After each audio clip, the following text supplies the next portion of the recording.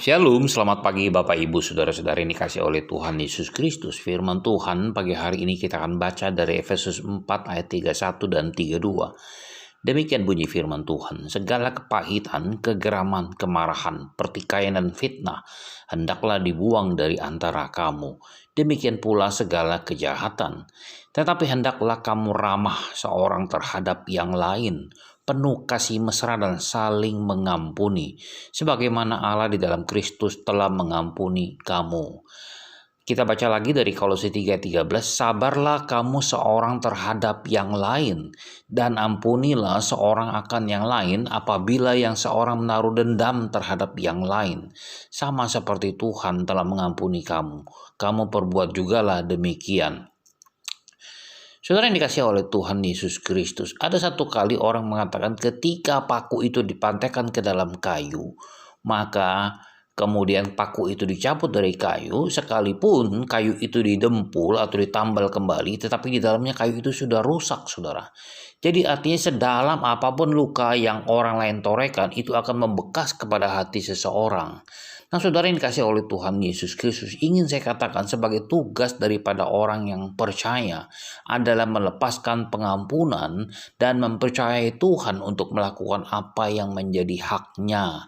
Sekalipun paku itu sudah menancap di dalam kayu, saudara, tetapi kita harus betul-betul mengampuni, melepaskan pengampunan kepada orang yang sudah melukai kita dan mempercayai kepada Tuhan untuk melakukan apa yang menjadi hak Tuhan, saudara.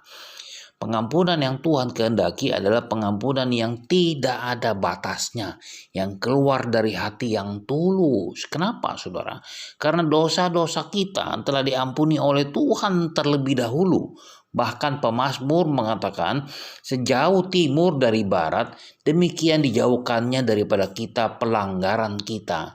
Demikian kata pemazmur 103 ayat yang ke-12. Saudara yang dikasih oleh Tuhan Yesus Kristus, kalau Tuhan saja tidak lagi mengingat-ingat kesalahan kita, masa kita tidak mau mengampuni kesalahan orang lain, terus mengungkit-ungkit dan menyimpannya dalam hati? Kita semua pasti sangat familiar dengan ayat-ayat yang seperti ini, saudara. Karena jikalau kamu mengampuni kesalahan orang, Bapakmu yang di sorga juga akan mengampuni kamu. Tetapi jikalau kamu tidak mengampuni orang, Bapakmu juga tidak akan mengampuni kesalahan kamu. Demikian kata Matius 6 ayat 14-15. Nah, bagaimana fakta di dalam kehidupan kita, saudara? Apakah kita betul-betul sudah mengikuti firman Tuhan supaya kita mengampuni kesalahan orang lain yang tanpa batas, saudara? Sebab Bapa di surga sudah mengampuni kita terlebih dahulu dengan pengorbanan anaknya Yesus Kristus di kayu salib untuk menebus segala dosa-dosa kita. Dia yang tidak berdosa dari tempat yang maha tinggi, tetapi dia turun ke bumi menjadi berdosa, sebab dia sudah menerima upah dosa itu adalah maut dengan mati di kayu salib untuk menebus dosa kita. Kita yang berdosa menjadi tidak berdosa. Bukankah itu Tuhan sudah mengampuni kita terlebih dahulu? Saudara, mengapa kita masih sulit mengampuni orang lain? Padahal jelas dikatakan bahwa kalau kita tidak mengampuni kesalahan orang lain, ada konsekuensi yang harus kita tanggung, yaitu Tuhan tidak akan mengampuni kesalahan kita. Sekarang keputusan dan pilihan ada di tangan kita.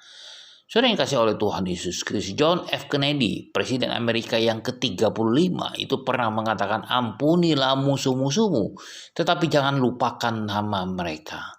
Musuh-musuh yang dimaksud adalah orang yang sudah menyakiti, namun kita harus mengampuni dan tetap mengingatnya sebagai teman, bukan melupakan mereka. Dengan kekuatan sendiri, kita tidak akan mampu mengampuni orang lain tanpa batas dan tulus. Kekuatan untuk melepaskan pengampunan itu berasal dari Roh Kudus, saudara. Roh Kuduslah yang memberikan kesanggupan kepada kita melalui Roh Kudus. Dalam hal mengampuni orang lain, dari pihak kita hanya diperlukan kemauan, saudara. Apakah saudara mau mengampuni orang itu? Nah, kita berdoa kepada Tuhan. Tuhan akan memberikan pengampunan, memberikan kita kekuatan melalui Roh Kudusnya, saudara. Masihkah kita mengeraskan hati untuk tidak mengampuni orang lain?